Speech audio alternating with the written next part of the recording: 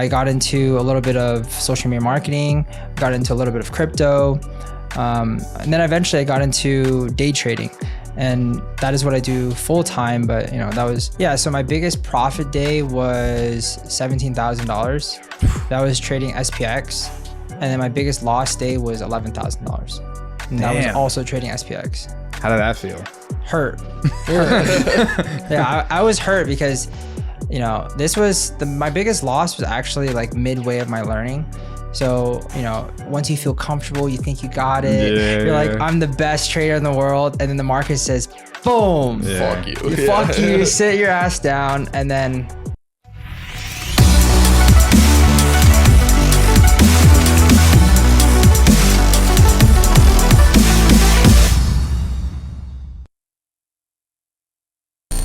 welcome to episode 33 of New Money Talks. Episode 33, baby. In Las Vegas. This is going to be funny. So we are in Las Vegas today with the one and only Drayson Little. What's good, guys? Man, we've known each other for a minute, but we only have really met in person, 2 or 3 times? Yeah, 2 or 3 times. Yeah. I think we've literally known each other for 1 minute. We met a minute ago. So for those of you who are watching and listening, Drayson Little has done a lot of things. He started mostly in the e-commerce space, got into a lot of personal branding, got into the credit game, got into day trading, probably a little bit of crypto here and there. You probably got into the NFT stuff and all that. But we'll talk about that today. But where we know each other from is from the first 7-figure per month business. I think we can both say that we ran together. That was fun. We've talked about that a couple of times on the podcast so far because it taught us a lot about credit, taught us a lot about e-commerce and business, about marketing, about cash flow, payment processors, like how all these banks are like annoying as fuck to work with, all that stuff. But I don't want to steal your spotlight. So talk to the people about who you are, what you do. If you had to describe yourself kind of in a nutshell, like how do you best explain what you do? And you can go as far back or keep it as brief as possible because we'll crack into more and more. Yeah, cool, man. Thanks for the introduction. Yeah.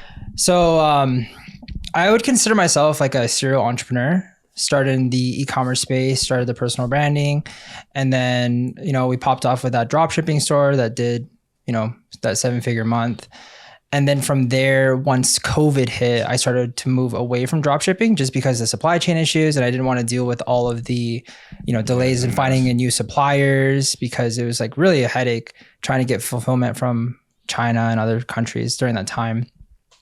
So then from there, I really just thought like is what I do right now, is it completely like recession proof, or is it protected in a way where like these variables are not, like what I'm trying to say is like you're not dependent on Facebook. Exactly. Yeah. So like, Facebook would shut your ads account down. Chargebacks, yeah, exactly. And then the banks would freeze your PayPal. Yeah, exactly. All the all the good all stuff. the good stuff. So I was like, I need to figure something else out that can make me money. And keep in mind, I was a sophomore in college, full-time student as a biology major, still on that route to medical school because that's what my parents wanted me to do. So I had to pretty much like finish school because, they've done so much for me. And that's like the least thing I can do. So at the time I sort of paused dropshipping and I was like, I need to start looking at other things. And I got into a little bit of social media marketing, got into a little bit of crypto. And then eventually I got into day trading. And that is what I do full time. But, that was 2020. That's where I got a little taste of it. Yeah, that's a good year for that. Very good year for that. That was when the market was like super hot. Like, Powell was just printing money every single day. And the markets would just go up. Like, there's never go down. Stocks that would never go down. Funny story. I got in, this kid put me on Acorns. Shout out Acorns. Shout out Acorns. Acorns be a sick sponsor. No, but Acorns is fire. But I got in at like the absolute worst time. I literally think I got in like February 2020. Everything just like tanks. I only put like maybe 20 grand in, but I was down like $4,000 in like a week. And I'm like, dude, what the fuck? This idiot was trying to day trade on Acorns, bro. I was not trying to day trade, but like... He's like, yeah, I made 3% today on Acorns. Anyone who's down $4K in like a week or two, come on, you're questioning your investment decision, right? So like I pull my money out. I'm like, well, maybe it'll go down a little bit more. I can get in. Right as I pull my money out, it's like the bottom, right? Yeah. Fucking skyrockets. And then of course, like I put my money near the top. Now I'm like break even in my Acorns portfolio, which is awesome considering that I started at like the worst time in 2020 and I was down like 4K. So like now, you know, I've had to make 4K since, but anyways, that's a, you know, that's a little bit of my fucking investing. So how the hell did you end up at like the day trading world? Like, was it just, did you find someone on YouTube you liked? Like, how'd you kind of get pushed into that whole world? So you had some money from eCom. So you're like, how do I multiply this in a way that like is like, not safe, but like, how do I multiply this? That's like the most unsafe way. It's like the most risky. You do options trading. Yes, were you option trading. Oh my gosh. Let's hear this. How'd you find that stuff?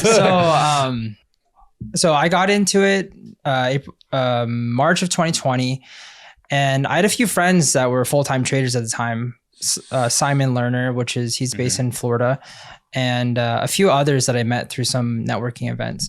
And, you know, at the time when everything was shut down, I was looking at these different, you know, opportunities when it comes to income. And I said, you know what, trading is a type of business where it doesn't matter if the economy is in a good economy or in a bad economy, you can make money longing the market or you can short the market. That's true. Yeah. So once I realized that, I started to think to myself, I'm like, this is a huge opportunity to learn and master this skill because it's pretty much recession proof. No matter what state the economy is in, even during COVID, when everything was falling, like you can short the entire tech sector and make a ton of money, right? And then once everything bottomed, you can just go long 2-3 months out with options and, you know, play the upside. Yeah. Like, how much money did you start with for all this stuff? So trading is a very, very expensive skill to learn because when you're a beginner, you know, your goal is to make a lot of money. And that's for everybody who starts a new business. Their goal is to make a lot of money. They think they're going to be a millionaire tomorrow. And you have these unrealistic expectations where once you start a new business venture, you're going to make a lot of money. But the thing is with trading is that it involves a lot of like psychological things, like a lot of emotions and a lot of psychology where that can like hinder the way you think when it comes to a trade. And then, you know, you can lose a lot of money. But at the time I started with like 50K. Okay. Because you know, if you have a margin account, it's 25K minimum. And that's when you have unlimited day trades. And if you have below 25K, it's a cash account. And you only can trade depending on how much buying power you have. Got it. So you're borrowing money too at this point. Pretty much. In a way, yeah. I mean, every trader is, especially if they're doing like options, like that's kind of what you're doing. But like, yeah, you're leveraging. Yeah, like for example, I have a Robinhood account with less than 25K in it. And so I just found this out too, which is crazy. Nigo put me on. But I turned it from a margin account right to a cash account. Yeah. And I was like, yo, I could do unlimited day, like not unlimited, but like, yeah, I always would only do 1 or 2 trades. Yeah, because the PDT rule. Yeah, exactly. So I would only do like 1 or 2 trades, but then I couldn't do it more than once, right? So basically, what he's saying is that let's say I have a 10K account, I can make a trade using 10K today, like one trade, I could close out of it in a cash account, be okay. But if I'm in a margin account, I can make a 10K trade, get out, and then get in another 10K trade. Oh, you know what I mean? Gotcha. Yeah. Like without the funds having like to settle. Cleared. Yeah, they don't have to settle. Oh, so in the cash account, they have to settle. Exactly. Yeah, so you can't do that twice in a day. You have to wait till the next day or even the day after. Mm-hmm. Unless you trade with like, let's say you have a 10K account, you use 3K, 3K, 3K. You can do that. You can do round trips until you have 0 buying power. Oh, interesting. But day traders are degenerates that use 100% leverage sometimes. So if they have a 10K account, they're using 10K today. That is true. That is true. And like, what kind of crap are you buying though? You're buying like penny stocks and stuff? No, I don't touch that stuff. Okay. So the main thing that I'm really looking at is just blue chip. So Apple, Tesla, Amazon, you know, the semiconductors like Nvidia, AMD. Mm-hmm. So just, you know, high valued stocks that are heavily invested by institutional investors. Penny stocks, you know, I don't recommend anyone trading unless, you know, you have some inside info, right? Because they're very, very easily manipulated just because of how, one, the market cap is a lot smaller. So a small amount of money can just change the price. 2, you know, there could be less available shares. So make it something like a liquidity problem. Exactly, right? liquidity problem. Yeah. And then number 3, and then number 3 would be the spread. So if you're trying to get in and get out, you might be getting out. You think it's but it's not, right? Because you're going to be getting out at market value, and market value is whoever's trying to sell you those shares. Since if the spread is really wide, since it's you know, penny stock, you might get screwed. Yeah. I see what you're saying. So I got a good question for you. How many accounts have you blown? How many accounts have I blown? What do you mean by blown? What do you mean by that? Like lost all your money on whatever you deposited. So I wouldn't say shit. I've ever blown an account, but I could say that over the course of like the year of learning, I guess education would be like close to 100K. Damn. So are you up all the time, or is this like stress all day for no fucking reason? No, of course. So since I day trade for a living, you know. Yeah. You gotta be up all the time. Yeah, I have to. So the first year I was, that was when I lost like around, I lost money during COVID, like during the crash, because I didn't know how to trade. Interesting. You know, regardless if things go up or go down. That's your market tuition, right? That's yeah, exactly. I mean, like, when I probably lost like 10K day trading when I like first got into it, and now like I'm like relatively profitable over, especially with crypto. Like, dude, I just got into crypto at a good time, made like put like 20K in, raised to like 35K, got out at a good time, and I was just like, all right, that covers all my day trading losses, you know. And now I do a little bit more of like a safer strategy that's been working. But like, I feel like everyone has that, who, especially if you day trade full time, everyone has that story where they're just like, oh yeah, like I put in $2,500 4 different times into a Robinhood account, lost it every time, but that was like my market tuition. That's just like what you have to pay to learn how to do things properly with smaller risk. So exactly. So I would say the biggest thing that is very underlooked upon is risk management. So like, if you have proper risk management, you're not going to be blowing your account every single time. Just because if you're playing with proper risk, the reason why people blow their accounts is because they're playing with like 50, 60, 70% of their account size, even 100% of their account size. So when they take a losing trade and they're like, I'm all in, that psychology comes into place. And if it's a losing trade, they're not going to get out of the position because they hope that it's going to bounce because they're all in. So that's why like psychology is one of the biggest factors of trading. Like how I say it is, trading is 90% psychology and 10% technicals and fundamentals. Because no matter how good of a technical person you are or a fundamental person you are, like there's no way you can make money if you're unable to buy at the right time because you're the one that's clicking the button or getting out for a small loss if the trade goes against you. I see. Right? Because a lot of people buy and then they hold and they dollar cost average into these losing trades and they'll keep holding until the end of the day. That's called revenge trading. Yeah. They'll just keep buying because they're like, it's cheaper. I can get in, here better than my original entry, but the trade never reverses and they end up taking a 70% loss on their 100% account. So now they're left with 30%. And it's almost impossible to go from 30% back to that without proper risk management. Interesting. So it's like, run me through a scenario, like a stock, like, I don't know, like Nvidia, right? Yeah. Are you putting like a 10K position on this thing in like a day? So I'll usually trade anywhere from like 5K to 10K in options. It'll make like 3-4% type of. What's up, New Money Talks fam? I wanted to quickly talk about today's sponsor, Coeptis Therapeutics, stock ticker COEP. Coeptis Therapeutics is a company operating in the biotech and the pharmaceutical sector that specializes in developing innovative therapies and solutions for various different medical conditions. Now, with their cutting edge research and development, such as their SNAP CAR T therapy, in which they specialize in isolating the development of any cancer cells and then attacking and breaking them down.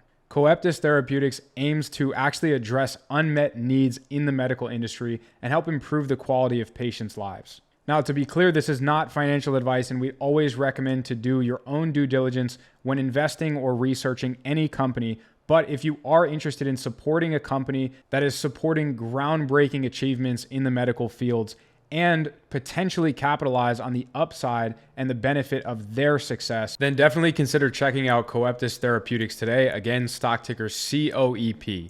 Now let's get back to the podcast. Oh, you're trading options, fuck. So it's a whole different thing. So anywhere from like 20 to 60%. Oh, so you're not buying these stocks. Like you're not even buying the stocks. You're just buying options for all these things. You're buying options. So I don't buy options to fulfill them. Like, because at the end of the day, you have the right to fulfill, to buy those shares at those prices.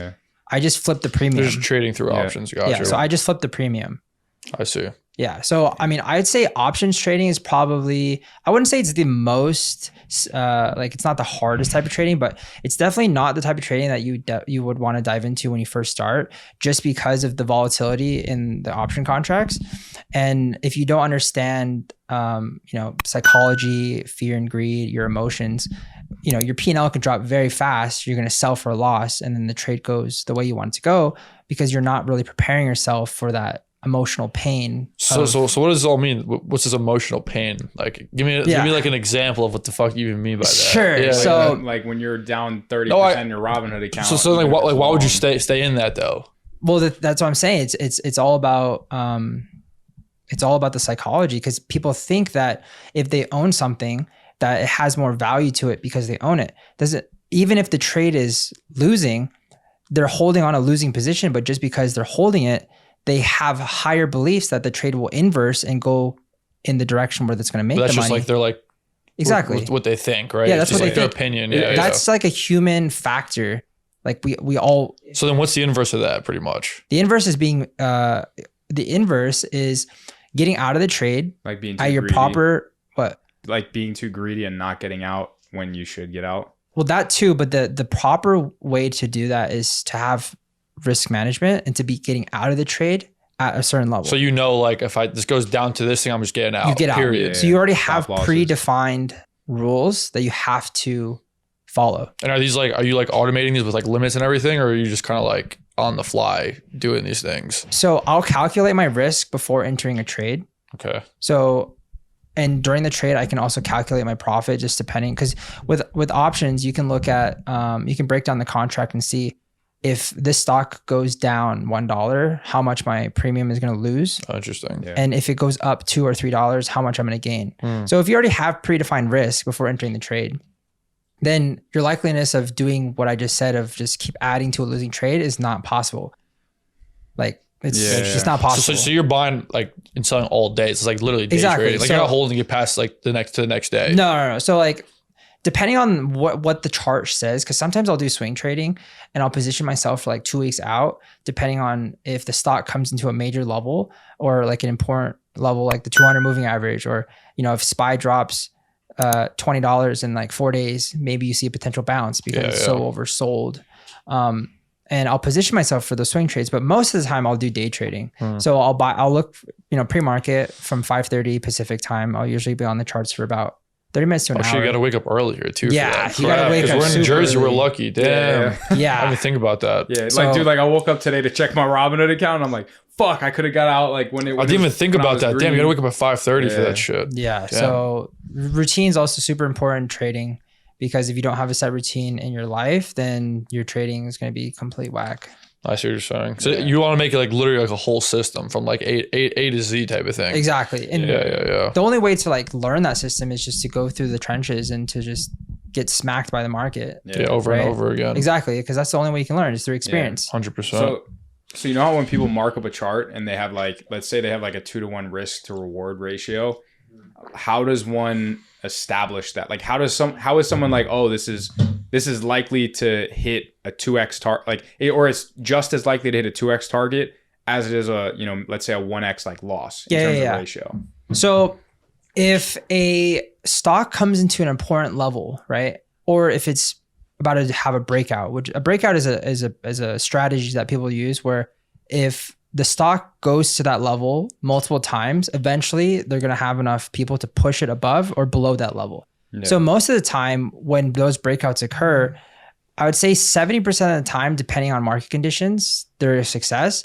So when you have that 2-to-1 risk reward ratio, you have a high probability trade that when it does break out, it's going to push with momentum and follow through, because people are going to continue to buy or continue to short, because that's a significant level. Yeah. So it's a high probability trade because, like I said, multiple people have gone to that level and it's eventually going to break out. If it doesn't break out, then it's going to get rejected and have a reversal. So depending on what strategy you're trying to play, whether it be like a reversal to the upside, a breakout to the upside, or breakout to the downside, you're catching a momentum trade. It all depends on what strategy you're using. And then from there, you can determine, okay, I'm going to, based on my strategy, this is a 2-to-1 risk reward ratio, or 3-to-1. And then, from there, you just have to play it once it happens. Yeah. So are you trying to base your entries, trying to predict what the rest of the market is going to do at certain levels? So that there's so many other day traders, swing traders, institutional investors that are looking for that, that resistance. Mm-hmm. That they're looking at that. So are you saying I'm going to make a decision based off what I think they're going to do and ride that wave? Or are you like, I'm going to try to do what the opposite of what I think they're going to do because majority of people lose money. You know what I mean? Yeah. So, it depends, right? Because you can see what these institutional traders are doing by just looking at volume, right? Mm-hmm. So, a lot of the times where a breakout occurs, if there's no volume, you can see that institutional traders are not trying to push it higher. So what ends up happening is retail investors are actually trying to play that move, but institutional investors are actually trying to short it. Yeah. So you can see it through the volume and see what they're actually doing. So yeah, I mean, it's a good idea to play with the market, because you never want to play against the market, because these institutional traders are literally what make up the market. Yeah. They make up 95% of all these orders, and only 5% of the market is made from retail traders. Do you like chat with a lot of the people who do this day to day and like kind of like collaborate on trades and stuff like that? Right? Yeah. So I have a Discord community. Oh, shout out Discord. I didn't even know that. I gotta push right there. Shout out Discord community. What's it called? It's called Stock Guru Trades. Cool. And right now it's a free community, just trying to provide as much value as possible. But definitely down the line, definitely want to do like a paid service where it's a mix of education and it's also a mix of like signals. Yeah. But mainly towards education, because I feel like signals is only short-term benefit for these people. If something happens to me, God forbid, these people don't know how to trade. Right. They depend on you. Exactly. It's like the feed a man or teach a man to fish versus give him a fish. Exactly. And,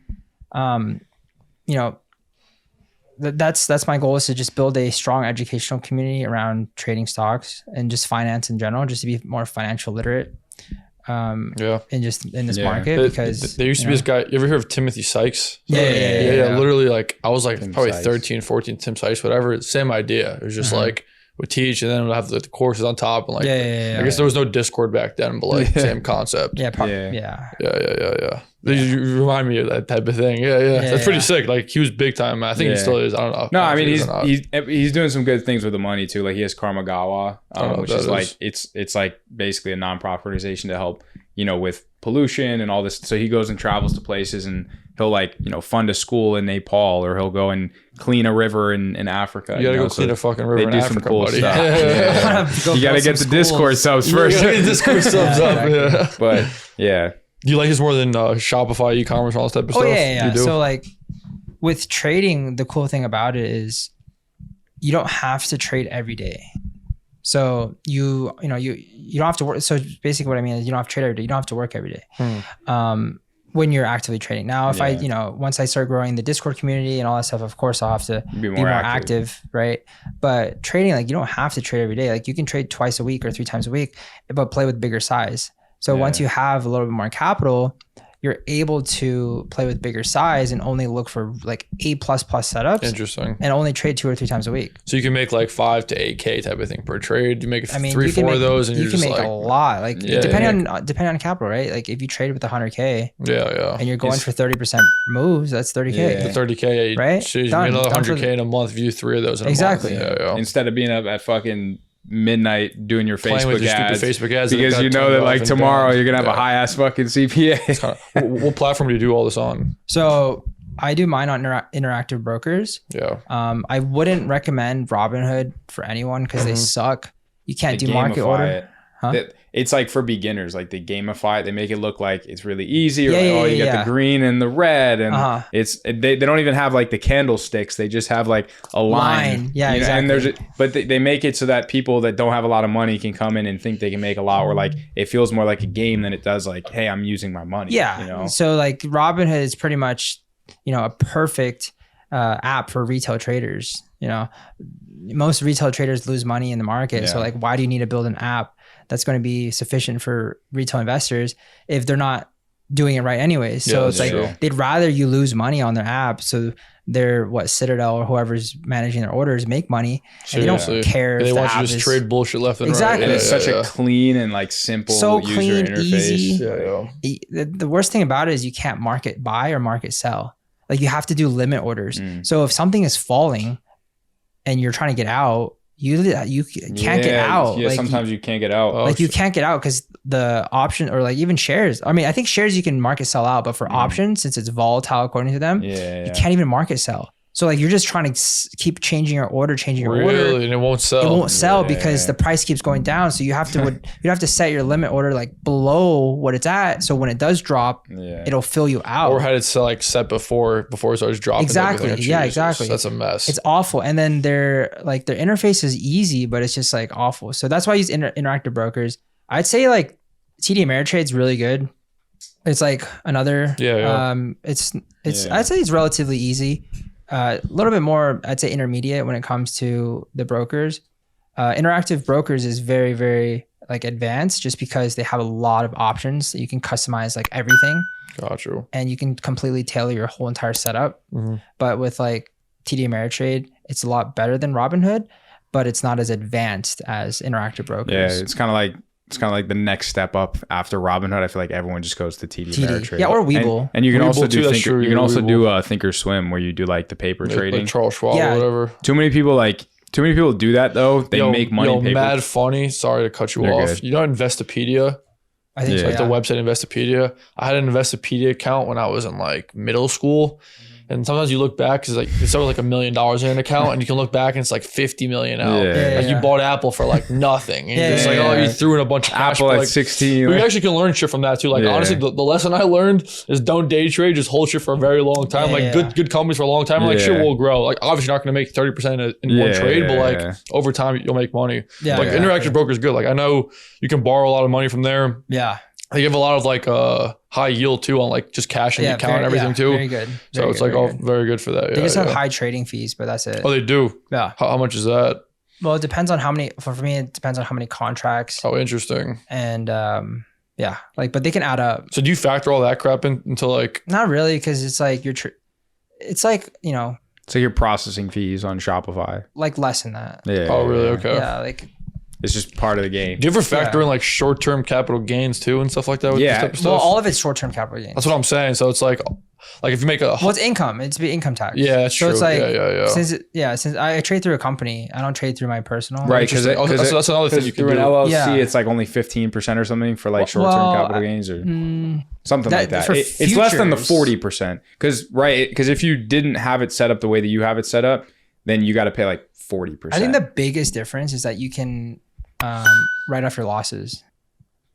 Because so personal you can only write up to $6,000 a year.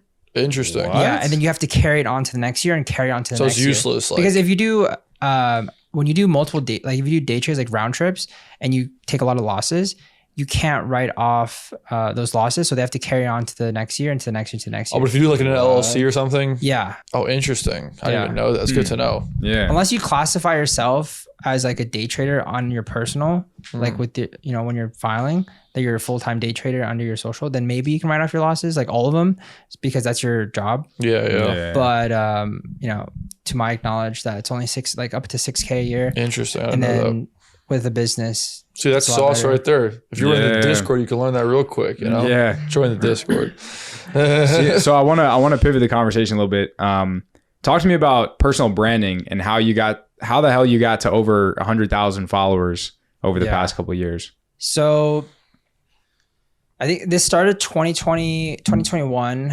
So it was a mix of TikTok stuff, and then I also did a few giveaways that sort of completely fucked up my engagement. Yeah. And this was a time when I was getting verified, I think last year. And yo, congrats, you just got verified too.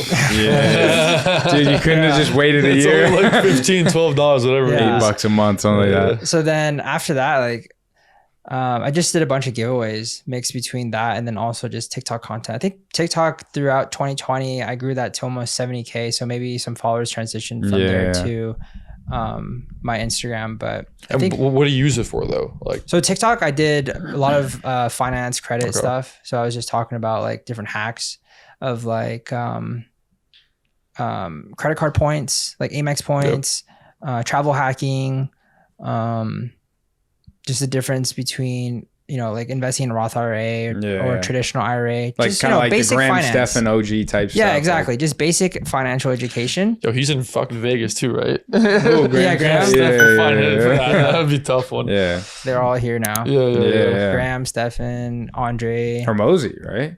I don't think. Yeah, Alex Recently? Ambrose is here too. Yeah, I think so. And then Steve will do it just. Oh, really? Yeah. I saw him on your story. Yeah. Yeah. But how do you, like, I not him, because that might have just been coincidence. But how do you met Steve will do it? How, that's pretty How sick. do you get in these rooms with like the Paul brothers? Like I saw you went to that event with them, and like and you've met. There was a couple of personal branding guys, a couple credit guys, but like you get in a lot of these really big rooms. I feel like you're a very good networker. Anyone who wants to get in some of these rooms, who's listening or watching this, what's your advice to them?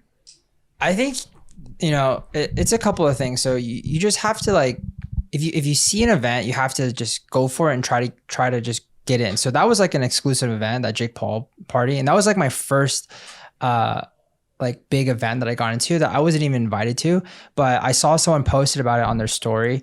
And then I just went to that address and really? I just went there and I somehow got in. And from there, like I met a ton of people. Like I met people in Amazon. Oh, nice. I met people doing credit. I met people doing drop shipping.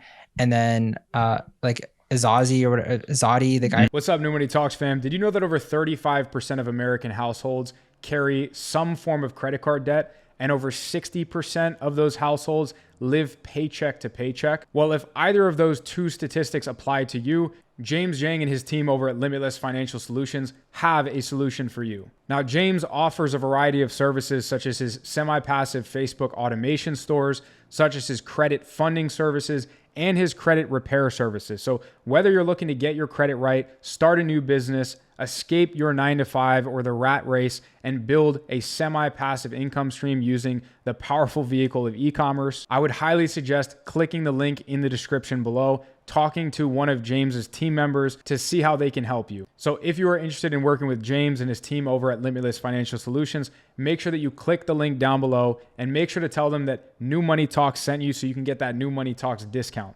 Now let's get back to the podcast. Who owns the mansion and whatnot. But I think my advice would just be, try to associate yourself with other people who are trying to get to your same end goal. And from there, you're going to be able to sort of expand your network and get access to more events that you can meet more people, and just continue to grow your circle. Because that was my first event. Then from there, I went to this other event in Los Angeles called NetCon.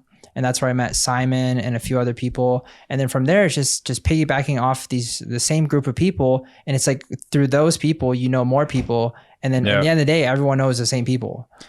So it's like the more you know, it's like you just keep knowing more people. Yeah, it's just pockets. Like dude, exactly. Even, it's like a chain. Even through this podcast, we find that if you want to hear the crazy. Actually, we can't even talk about that. I was about to talk about fucking Tenzo and everything. Oh yeah, but basically, you get connected with one person, and then you ask that one person, who's someone who you know that you think I should talk to, or that we should be friends, or that I can provide value to.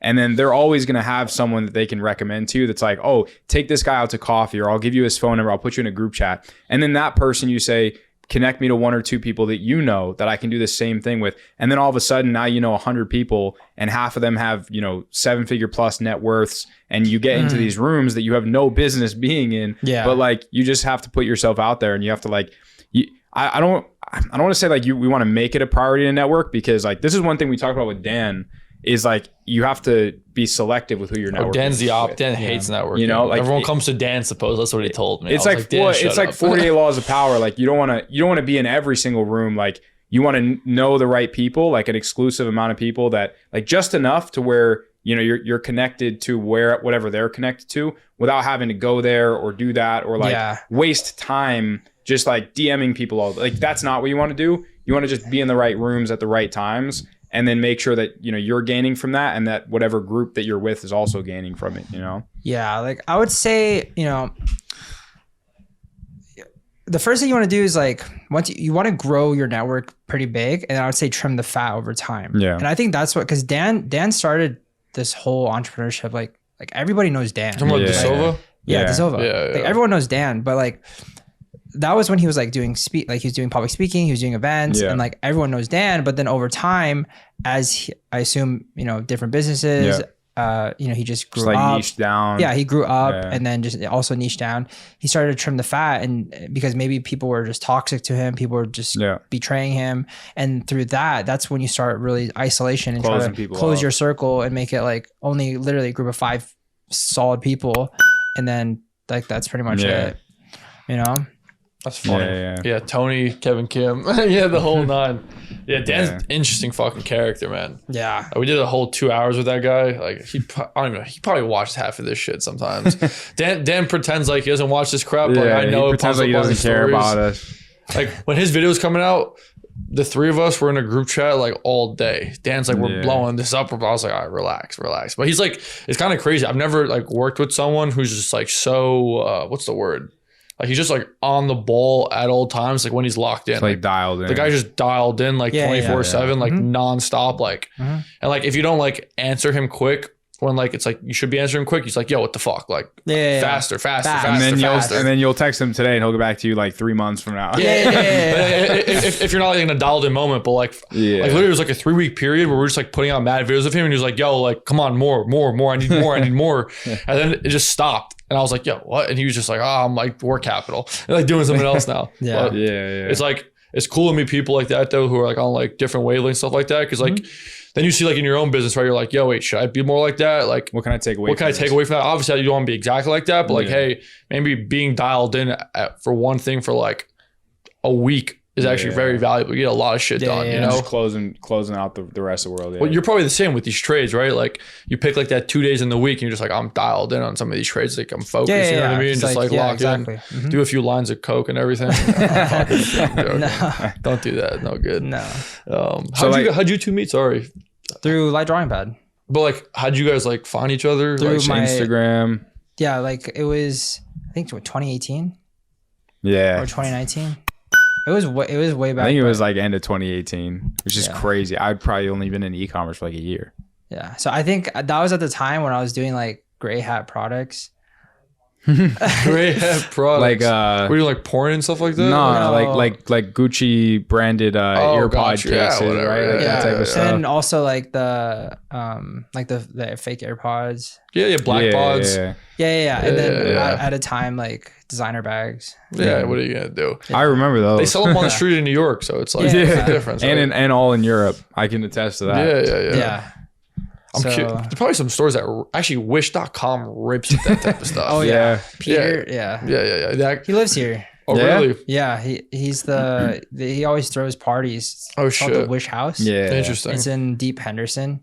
Okay. And what's that? Is Dan Bilzerian here as well? He has a house here, but I think he goes back and forth from like he travels most, but if you want to know about like a Wish customer service and everything, what thing you do is you go to that guy's Instagram. What's his name? The founder, Peter. And you go read the comments on all his posts, and it's people like, I never got my product, my shipping never updated. Like what the fuck? That's why the stock's at $0. Is at $0? Yeah. But he made his back. I'm sure he made his back. Yeah, he probably sold all on the way up. Yeah, I'm sure he's fine. That's funny. Yeah. Wish is crazy. Like if you really think of the concept of Wish, it's just like AliExpress with like American dropshipping in a box. Yeah, it's just like garbage. Yeah. They're like, I guess just work. People just want like garbage fast. I guess slow. Comes fast. Also keep in mind, like during the time, since money was so cheap, 0% interest rates, everything just had higher valuations just because everyone was trying to like speculate and invest money into like different companies. Yeah, that's true. What is it called? What? It's where what's it called? Like investors basically. It's like pumping these like private companies up and stuff.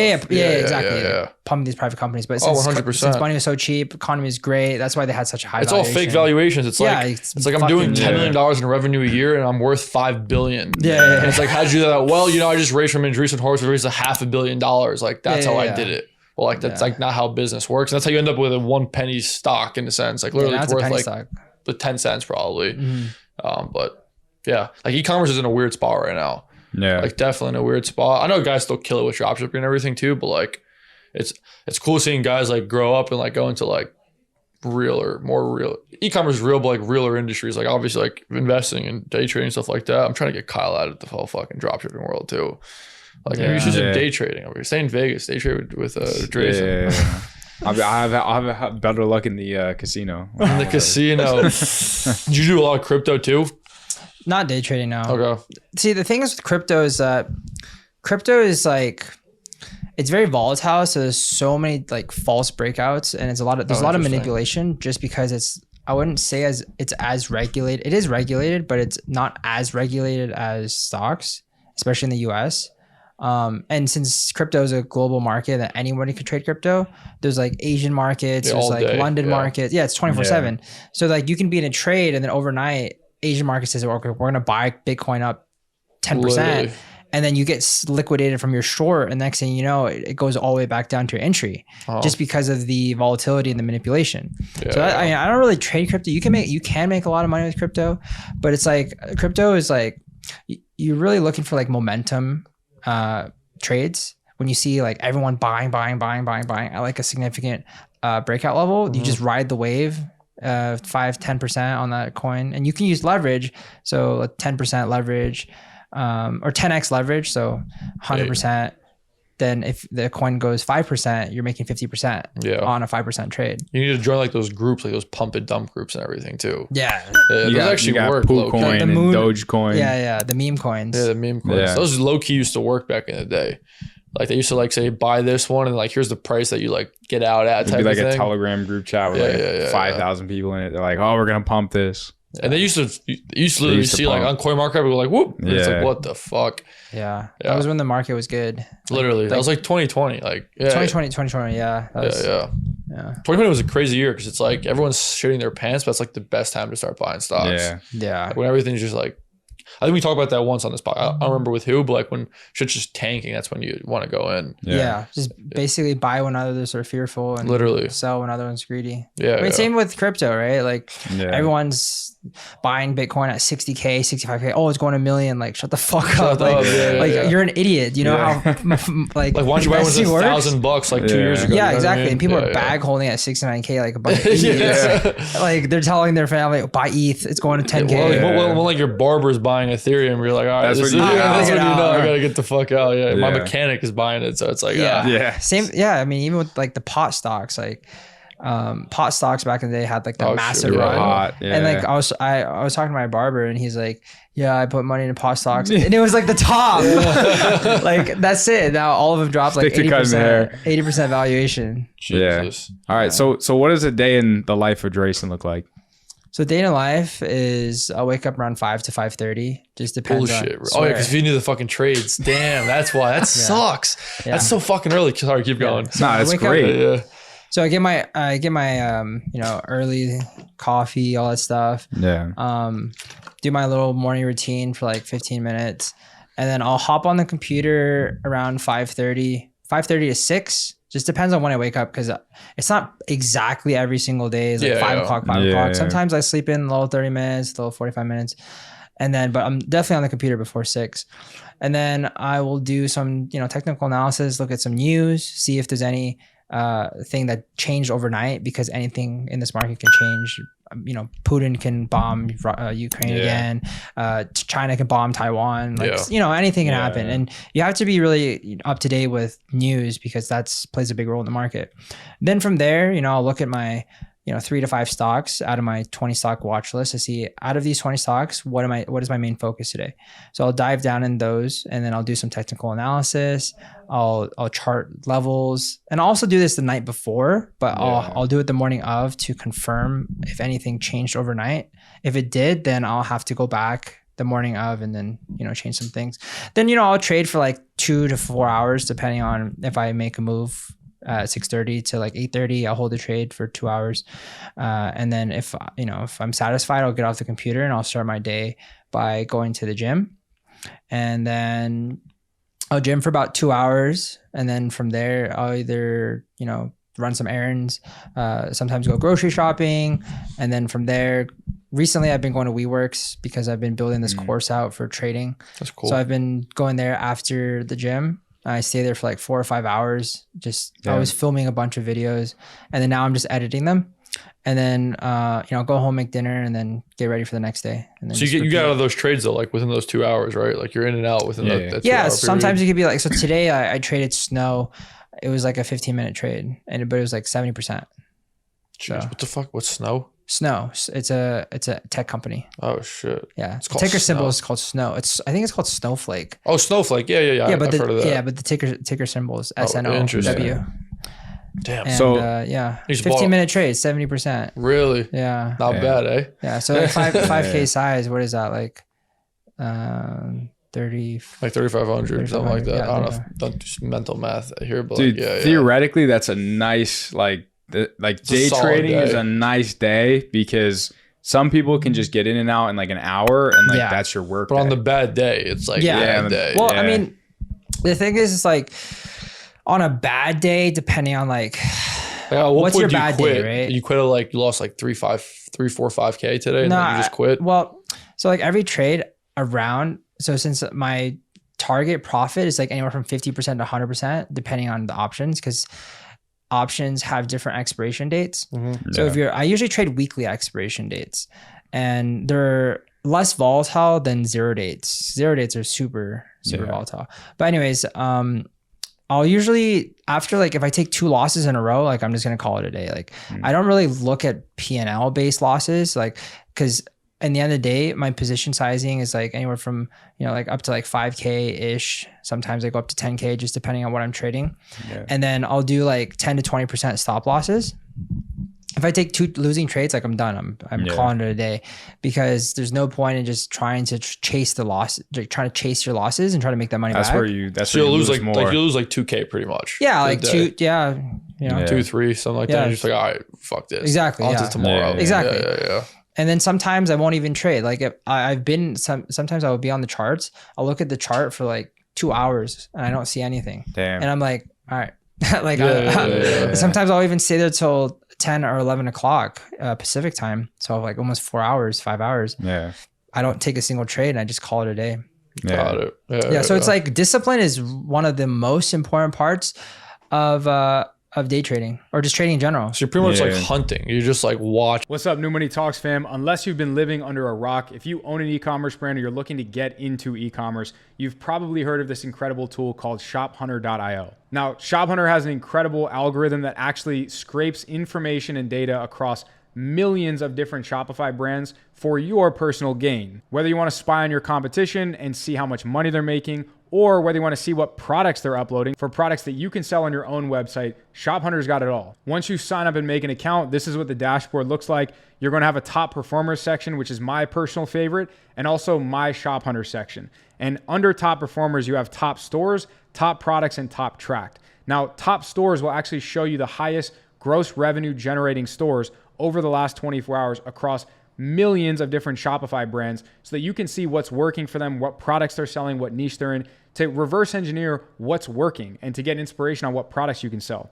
Then we have top products. Top products shows you the highest gross revenue generating singular products on some of these different brands, and literally hands you potential winning products on a silver platter. And then lastly, in the My Shop Hunter section, you can actually spy on specific brands that you can keep track of, right? So you will select a brand, you'll have the opportunity to see what Shopify website that they're running, you'll have the opportunity to see where the product lies, maybe on AliExpress, and you can keep track of maybe some of the new products that they uploaded, right? And we all know the saying, good artists copy, great artists steal. So if you want to take some of these products and directly import them to your store, they're probably going to have a significantly higher likelihood of success than any other random product that you stumble across on AliExpress. So don't take my word for it. Check out the link in the description, download ShopHunter, and see for yourself how incredibly powerful this tool is.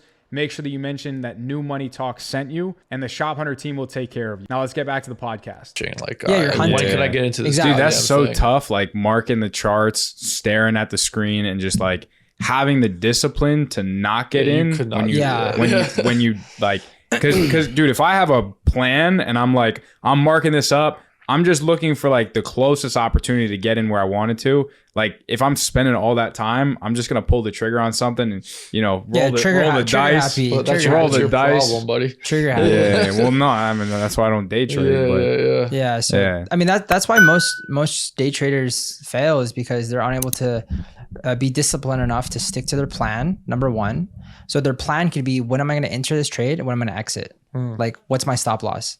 they won't listen to themselves. They'll move their stop loss. They'll like mid trade type. Yeah, they'll move their stop loss mid trade. It doesn't even hit their profit. You gotta just set the take profit, the stop loss, and turn off the screen. Yeah, turn off the screen.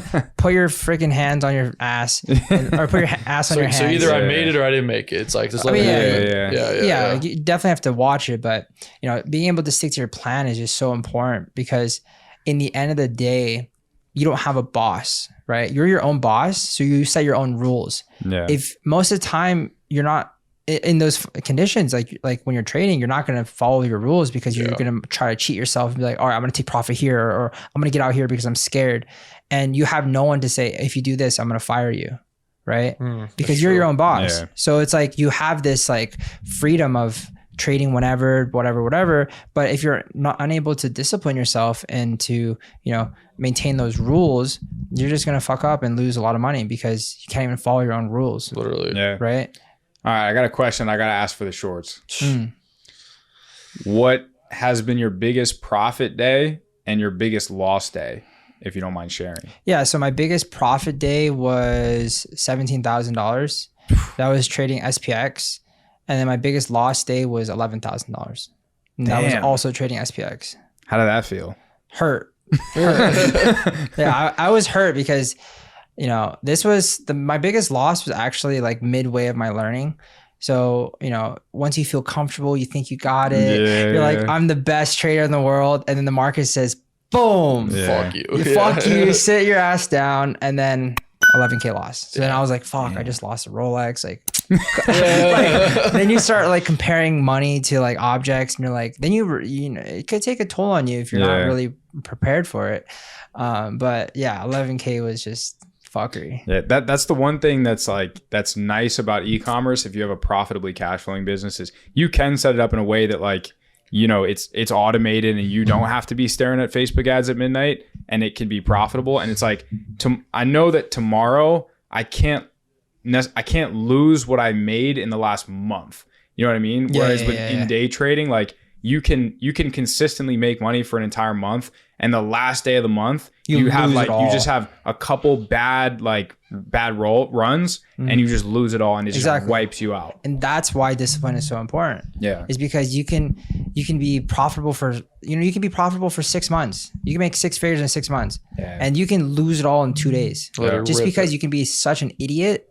And you're like, oh, I want to size up. I want to turn this to $500,000. Yeah. Next thing you know, you have triple zeros. Yeah. You have 6 zeros. Like it goes from 100K to $5,000 because you want to start increasing your size. You want to be risky. You want to be doing these stupid things because you're so overconfident. Yeah. And that's one of the factors that is actually affecting a lot of traders, is being too overconfident, because they start sizing into positions and they just get smashed, because when you are so confident, you don't look at risk management.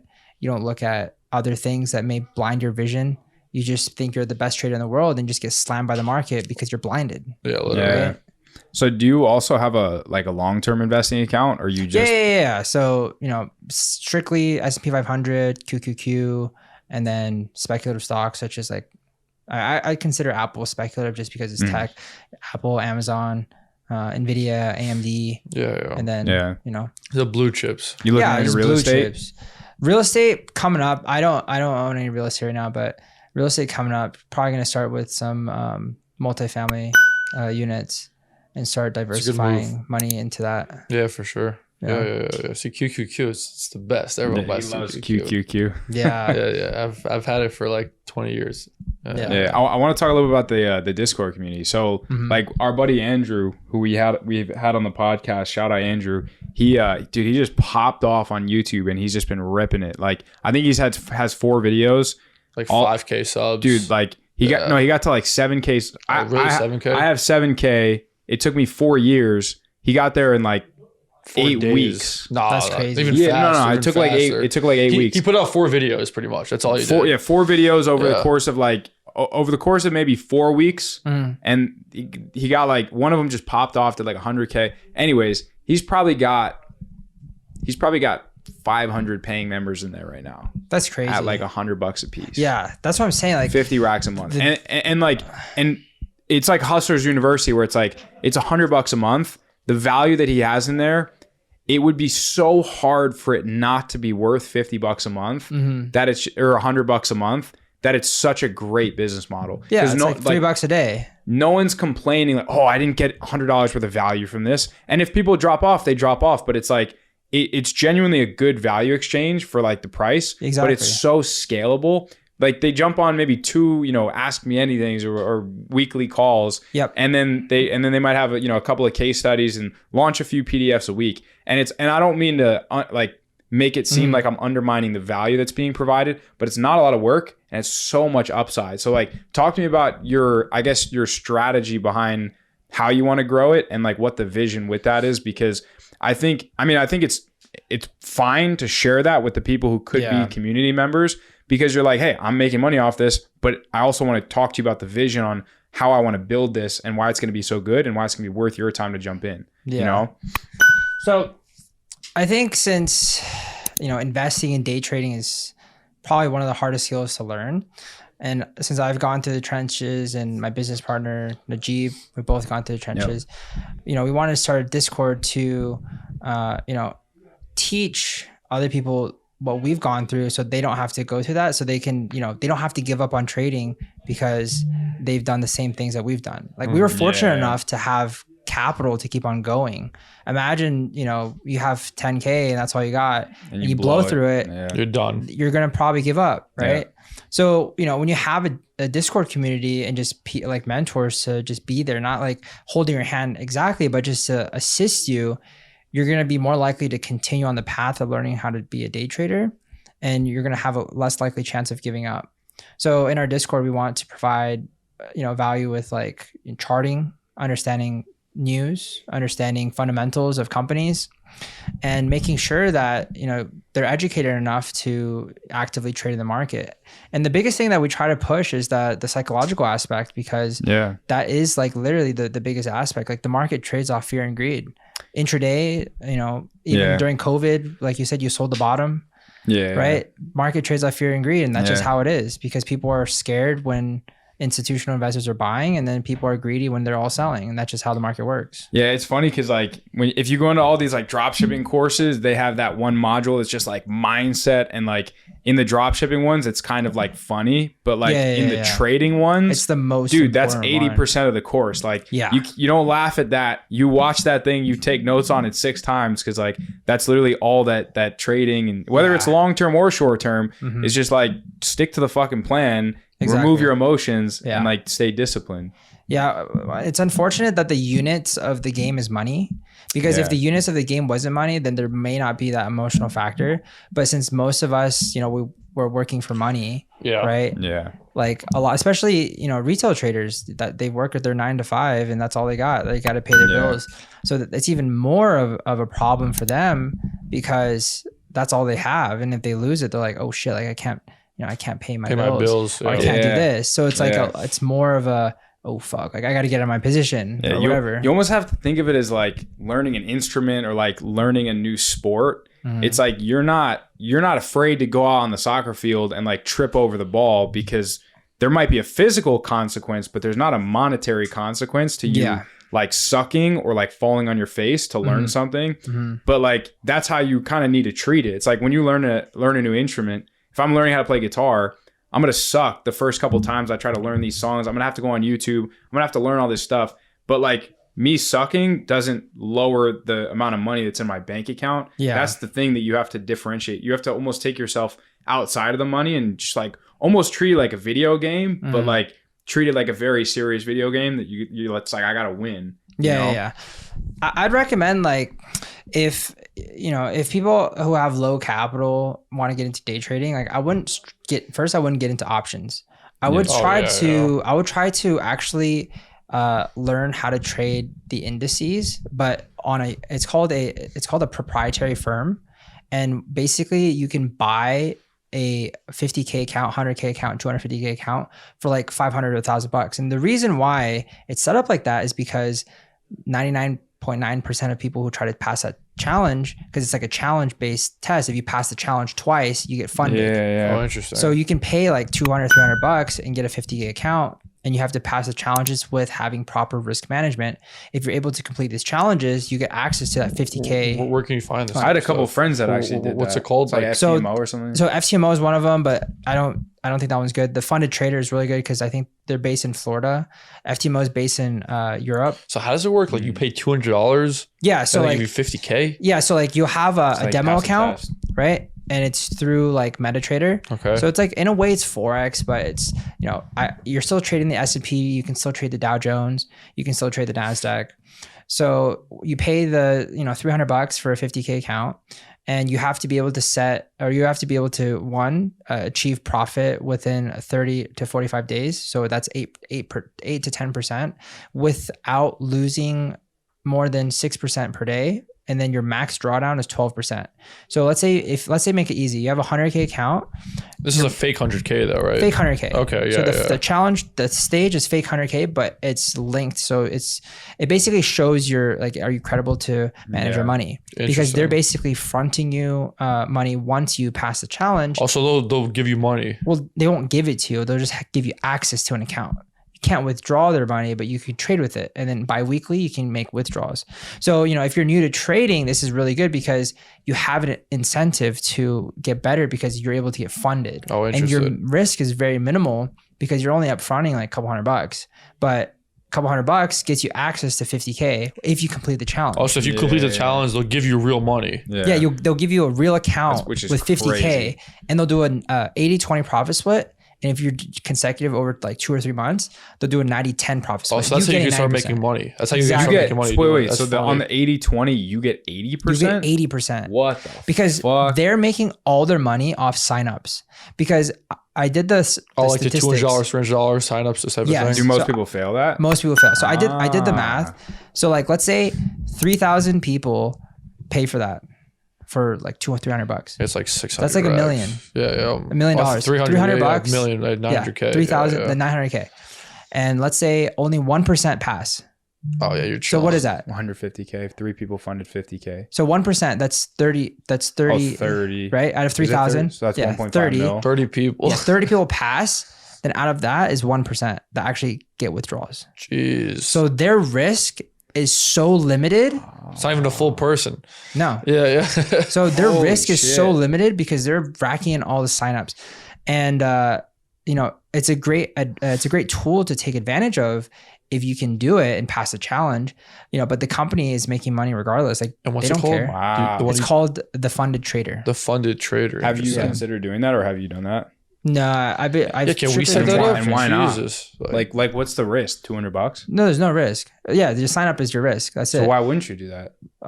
That's people who have no capital. I'm saying, how do you like not own a company like that? That's like a genius company to why own. don't I own a Yeah, company? you should make a company like I that. definitely want to look lot. into proprietary form in the future because if you think about it, But the tech's all built. Like you can just use somebody else's tech. You know what I mean? It's not like you're not because making it's like a anything. trade copier. Yeah. So like they don't yeah. even really care if you're successful at trading. They're just racking up the signups. Yeah. Well, who's providing the funding? You are. Who So, cares? like- you made $1 million. So okay, so this is how it Yeah, works. yeah, This is think how it about works. This is how it works. Allegedly, your downside risk is like, I think it's depending on which challenge you get, but anywhere from like 6 to 10%. So that's literally how much you're risking on their end. So if you have a 100K account, they can literally just give you like a 6K account to trade with, Yeah. right? Yeah. It's So like, because they're funny. making so much money off of the Yeah, you see that? signups, If you they can don't only even lose, care. They give you a 100K account, but you can only lose 6K, so they're gonna give you 6K. Yeah, You see 6K what to I'm saying? lose, and then you lose it, and you're done. It's like, all right, whatever. But I already made $1 million on the signups. Yeah, I made $1 million, but I'm risking 6K. Yeah, and they So, have like, just the probably ROI. parameters everywhere, like kind of like stop you Exactly. and everything. Yeah. It's so funny. It's insanely profitable. Yeah, That's why yeah, so many yeah. people are doing their own proprietary firms with like different bonuses. Like, oh, if you pass the challenge, you get 200% of your investment, like your initial buy, because people can't pass. Probably the hardest part about it is Yeah. like the legalities behind setting all this Oh, crap yeah. up. Probably a mess to like set it all up. Probably, yeah. That's why people do like, you know, Europe, like what Czechoslovakia. Even Nevada, low key. Yeah. Like, Yeah. like Las Vegas. Yeah. Yeah. That's funny. But, Damn. yeah. This was cool though. Like we learned a lot. We learned a Yeah. lot How are we of good looking on shit. time? Yeah, how we doing on time? Where are we at? For 59 minutes, 20 seconds. Oh, yeah. Oh, shit. On the money. On the money. Yeah. I'm trying to think if I got any final questions. I like to ask this because there's different perspectives that I get from different people. But how do you juggle personal and romantic relationships and business? As a trader? Yeah, I guess just as an entrepreneur in general, like, would you say there's one or the other that you prioritize? Do you say that one might get in the way of the other? Do you think the more money you make, it changes your relationships, whether it's with friends, family, girlfriend? I think that, I mean, ever since I was I'm still in a relationship ever since the start. You know, my girlfriend's always been supportive of what I do, and you know, I always try to prioritize my business first over my girlfriend, just because, you know, I think that your own career is the most important, because your girlfriend can come and go anytime, and you know, if you don't cash flow, then you don't like you. Yeah, exactly. Like at the end of the day, if you're just sitting there with nothing, like what? Like you're just gonna be a bum. So like, you know, the goal is to prioritize your business and your journey, but you know, you also have to like have time for a relationship. But I definitely think prioritizing your business is probably the most important thing. And then you know, then it's family, then it's girlfriend, and then it's friends. Yeah. So because in the end of the day, you're the only one that's going to take care of your own shit. Like you're the only one that's paying your bills. You're the only one that's, you know, building something for yourself. No one's going to sit there and wipe your ass and save you from danger or like protect you from getting sued. So like you have to be the one that's providing for yourself to be able to provide for your family, to be the providing for your girlfriend or your wife, right? Yeah. So that's how I think about it, right? Just prioritizing your business, getting that straight. You know, you want to make sure you have a supportive girlfriend or boyfriend, and you know, solid. Yeah. Kyle has multiple. If you're wondering, you know, multiple what? Come on, don't play stupid with me now. Anyways, off topic. Mario will be very upset. What else do you have? You have another question on the tip of your tongue. I'm trying to think. Why do you live in Vegas? Yeah, actually, that's a great question. you said your parents were here, right? Yeah. Like, so, so many people just stick. It's like you'd live in New York or something like that. Like Miami. It looks like Miami. Like I feel like a lot of people grow the most when they move as far away from where they grew up as possible. Mm-hmm. But a lot of people just don't end up doing that, and I don't think they grow as much as they could if they got that exposure on just like jumping ship and going somewhere else that kind of gets you out of your comfort zone. I definitely think that's true. And maybe because I'm here right now, well, because one, family's here, and then two, my girl's in PA school. So it's like another year or two. But, you know, as a trader, you know, how much can I grow if I go to a different state? I think, you know, if you're networking and you're in like, you know, a B2B type of business or like, you know, more like networking related stuff, then it's good to get out of your comfort zone and really grow. But, you know, right now it's just as a trader, you know, you can work anywhere at home. Yeah. I don't really think the environment will really change much because, like, you know, I work at home in my own office, regardless of where I live in the world. I'm just going to work I just need a computer and Wi-Fi. And you travel a good bit too, right? Yeah. So like in June, I plan on going to Italy. Nice. For like 2 weeks. I think Milan? Is that Milan? So Milan is Florence. Milan is more like Milan and Florence are kind of more in the middle. Yeah, then one down there. I liked Florence a little bit better than Milan. Naples is south. Yeah, and Naples. So we're going to 3 cities. There's also around. Like, if you go to Naples, I would try to do like a day trip or something to like the Amalfi Coast. You ever see I think that too. Yeah. Yeah. Dude, Italy's awesome. Yeah. Naples is amazing food, very dirty place. Dirty. Yeah. Italians are exactly how you think they are. Just loud, just like obnoxious. They're honking the horns, but they're very friendly. Mm-hmm. They got the bellies. They honestly, like in Europe, I didn't expect this, but everyone just naturally looked way fitter and way healthier and way happier than people in the United States. Yeah, because their food is not filled with every day. Not even that. Like you can eat apples and all that stuff here, and then you're gonna get poisoned compared to eating apples here is like eating McDonald's in Europe. Exactly. Because all the pesticides they put in shit and all that stuff. Yeah, like you're literally eating pesticides. That's funny. wax on your apple. It's like, what the fuck? Can you work like nearly as productively without like the 7 monitors if you go to Italy? So I will have 2 laptops, and they're both 16-inch MacBooks. So I think I'll have enough charts. RAM and charts. Yeah. These RAM and Because charts. I just hate like not working at my desk. I'm just like, it's something I got to learn how to be better at. But you want me to get you an X-Spec? Maybe I give him an X-Spec. Oh, you know X-Spec? Is it the 3 screens? Yeah, it's one of my brands. I have like a slide out where it's just one from like multi-pixels or something like that. But yeah, I mean, I don't think I work as productive just because you're in a vacation mode. So you're not really like in your own routine. One, time zone's completely different. So like market opens at like 4 p.m. over there. So it's like your state of mind is completely changed. You may have ate like a bunch of pasta. you got to rush back from the beach. Like. So, yeah, exactly. So for those 3 weeks, no fucking trades. Probably not, because I realize like if I trade on vacation, I have a higher probability of losing. Oh yeah, 100%. Just because one, you don't have all the resources that you usually have, which is like the extra screens that can track news, that can track how things move.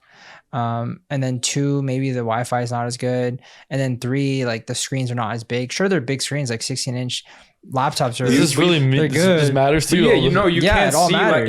like if you're looking at like 10 different like stocks or 10 different companies, and like you can't see all of them with clarity simultaneously. Fair enough. One like because day traders, that shit moves quick. Like if you miss something because you had to go through 7 different stock charts individually, you might have just missed out on a big trade. Like so, like the monitors I have at home are like 37-inch. So it's like a TV. Yeah, exactly. I have 4. So I have 2 horizontal and 2 vertical. So I have like a whole like FBI lab at my house. Yeah. Oh man. Yeah. So I'm probably not going to trade in Italy just because what's fun losing money on your trip? You're already spending money. Go there, right? Yeah. Enjoy go to the life. beach. Enjoy some Enjoy wine the or fruits something. of your labor. This was good though. Yeah. What was the name of the Discord one more time for the people? Stock Guru Trades. Stock Guru Trades LLC. Instagram, Drayson YouTube, Little, Drayson Little, TikTok. Drayson you have Little. Twitter? You got Twitter? Twitter, Stock Guru Trades. Oh, there we go. Okay. Stock Guru Trades. LinkedIn or not really Drayson in that Little. world. Drayson Little everywhere. Yeah. We'll have it all linked down That's below. funny. This was sick though. Like, definitely a different episode because we've never done like a stock. We do too much D2C. We do a lot of too D2C, much e-commerce, like e-commerce and stuff. So like, day trading is pretty sick. Yeah, a good way to make a lot of money and lose a lot of money. Exactly. That's a good lesson. Yeah. No, this is sick though. But on our end, tell them about the Gentleman's Challenge. Make sure they do that. You got it. We're in Vegas. Get the nice shirt on. If you're a loyal subscriber, you know exactly what I'm about to say. But if you're not, make sure you like, comment, subscribe, and like share it as well. More importantly than any of that stuff, like share it with a friend who like blew their Robinhood account and is getting really discouraged because like we don't care if you like, comment, or subscribe on this. We care more that you're helping a friend listen to the information that they need to hear that they might not be exposed to, right? Like, especially, I'm sure like when we grew up, we had parents, we had friends, we had family, but like when you grow up, you get exposed to more people and you get into rooms that, you wouldn't have otherwise got when you were younger. So all of you that are listening who have been through that burn Robinhood account, like take this man's advice, take our advice, listen to someone who's been through it. Even if it's only been like, we're a couple of years ahead of you, like learn from that. And make sure you subscribe at the same time. Of course. Anyways, thank you. Appreciate you. See you in the next one. See you in the next one. Later.